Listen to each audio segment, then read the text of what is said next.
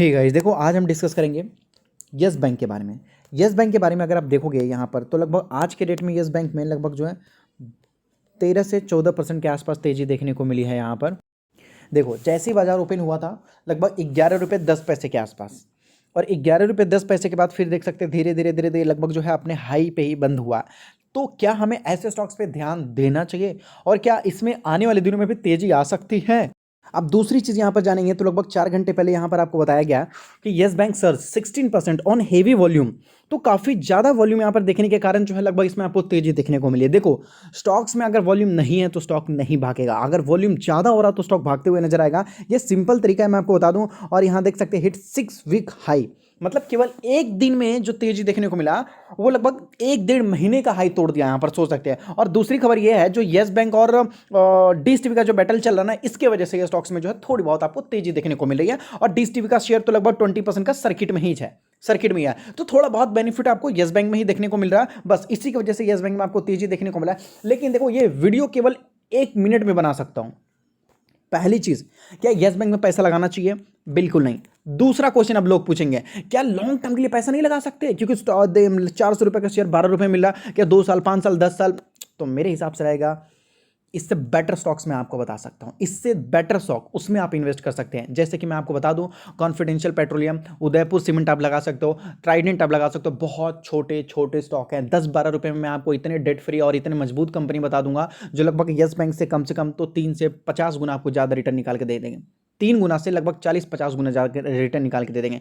तो इसलिए मैं ये नहीं बोलूंगा कि यस बैंक अच्छा बैंक नहीं है या यस बैंक ये वो ऐसा वैसा, बस मैं इतना बोलूंगा इससे बेटर ऑप्शन हमारे पास अवेलेबल है तो फिर हम यहां पर क्यों जाएं। आपके पास 2 ऑप्शन अवेलेबल है। आप मान लेते हैं करोड़पति है, मान लो कि आपके पास पैसे की कमी नहीं है, आपके पास 2 ऑप्शन है। आप ट्रेन से ट्रैवल कर सकते हो, आप बाइक से ट्रैवल कर सकते हो, हवाई जहाज से ट्रैवल कर सकते हो, आपकी मर्जी है। लेकिन याद रखो आप बहुत पैसे वाले लोग हो। अगर आपको जाना है जहां मान लेते हैं कि अगर आप मान लेते हैं कि आपको कर्नाटक से दिल्ली जाना है, दोनों अपोजिट पड़ता है। अब वहां से मान लेते हो ट्रेन से जाते हो तो आप 3 दिन लगेगा ट्रेन से जाने से। बाइक से जाने से हो सकता है कि भाई मान लेते हैं 3 दिन के आसपास ही लगेगा, चलो भाई 3 दिन फिर लग गया, सही है। लेकिन अगर आप हवाई जहाज से जाते हो तो हो सकता है कि आप 2-4 घंटे में पहुंच जाओ, 4 घंटे में पहुंच जाओ। तो आप किस चीज़ से जाना पसंद करोगे? आप बोलोगे भाई मैं तो हवाई जहाज से जाऊंगा ना, पैसा है ही मेरे पास और वो फैसिलिटी अवेलेबल, तो मैं उसी से जाऊंगा ना। तो सेम चीज़ मैं यहां पर ही आपको बता रहा हूं, भाई पैसे है आपके पास, सही है ना, फैसिलिटी भी है आपके पास। फैसिलिटी का मतलब इससे अच्छे से स्टॉक्स आपके पास अवेलेबल है, तो फिर आप क्यों इधर उधर जाने की कोशिश कर रहे हो? समझ रहे हो ना? तो लॉजिक समझो और पैसा लगाओ।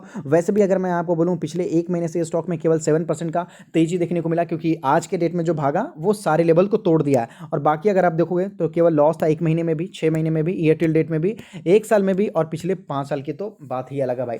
तो 94% स्टॉक गिर चुका है, जो बैंक लगभग 94% गिर चुका है। आपको नहीं लगता कि और लगभग ये 12 रुपए का शेयर और थोड़ा भी नीचे गिर सकता है? मैं आपको बोलूंगा इसके मैनेजमेंट ने बैंक के साथ खराब किया। बैंक बिल्कुल ही अच्छा, बहुत ब्यूटीफुल बैंक था। मैं आपको बोलूं ये लगभग अर्बन एरिया को पूरा फोकस कर रखा था। एचडीएफसी बैंक के साथ जो है इसका नाम आता था। लेकिन भाई जो फ्रॉड हुआ ना, फ्रॉड का मतलब तो फ्रॉड होता है भाई, इतना तो आप समझ लो। यहां पर आपको पता होगा नीरव मोदी के बारे में, सही है, ये भी बहुत अच्छे बिजनेसमैन थे, काफी बड़े और अच्छे खासे बिजनेसमैन थे। लेकिन जब से इन्होंने जो है धोखा दिया है ना, आप सोच सकते हो, जब से इन्होंने भारत देश को धोखा दिया तब से इनका जो नाम है ना बिजनेसमैन से हटके क्या बताया जाता है, यहां पर देख सकते हो लगभग breach of trust, cheating, dishonesty, यहां पर देख सकते हो। तो ये सारी चीज आपको बताया जा रहा है, प्रॉपर्टी को ट्रांसफर किया गया, करप्शन किया गया, सही है, मनी लॉन्ड्रिंग किया गया। तो अब क्या ये कितना भी अच्छा अगर आप काम करेंगे तो मैं आपको बोलूंगा, वॉरेन बफेट ने एक डायलॉग मारा, मैन वो तो आपको पता ही होगा कि इज्जत बनाने में 20 साल लगते हैं और इसको तोड़ने में लगभग 5 मिनट भी नहीं लगते हैं। तो ये सोच के काम करेंगे तो आप कभी भी गलत काम नहीं करेंगे। तो इसलिए क्या हुआ कि यस बैंक का जो है वो था ना छवि, वो राणा कपूर जी ने खराब कर दिया है और अभी भी उनका केस चल ही रहा है। तो जो भी खबर आती है तो लोग थोड़े डरे हुए रहते हैं, क्योंकि भाई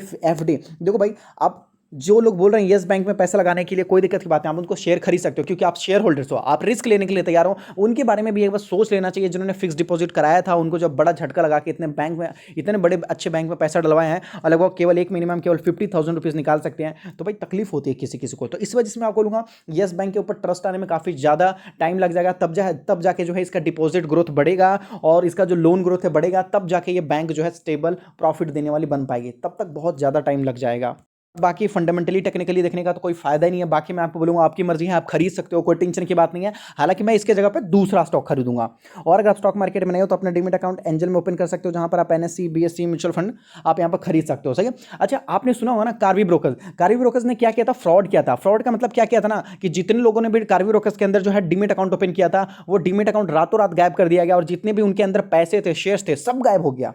सुबह उठ के जब लोग देख रहे हैं बाजार ओपन होने तो पता ही नहीं चला उनका डीमेट अकाउंट है नहीं। अब मान लेते हैं कि सेबी ने कार्वी को पकड़ लिया, पकड़ तो लिया है, कोई दिक्कत नहीं है, लेकिन कार्वी ब्रोकर फिर से बोलता है कि नहीं भाई आप दोबारा आओ, हम मेरे पास डीमेट अकाउंट खोलो, इस बार नहीं भागूंगा। तो क्या आप जाओगे वहां पर डीमेट अकाउंट ओपन करने के लिए? कोई नहीं जाएगा, कोई भी नहीं जाएगा। सोच लो, उसी तरीके से सेम सिचुएशन यस बैंक में भी देखने को मिला। इसलिए कोई भी चीज है तो अच्छी जगह भाई, पैसा बाद में बनता है, ट्रस्ट पहले बनता है, ये याद रखो, है कि नहीं है। ये स्कैम 1992 जो हर्षद मेहता का स्कैम आया था, वहां पर क्या बताया गया था? सबसे महंगी चीज क्या होती है इस दुनिया में? तो वो होता है ट्रस्ट, है कि नहीं है।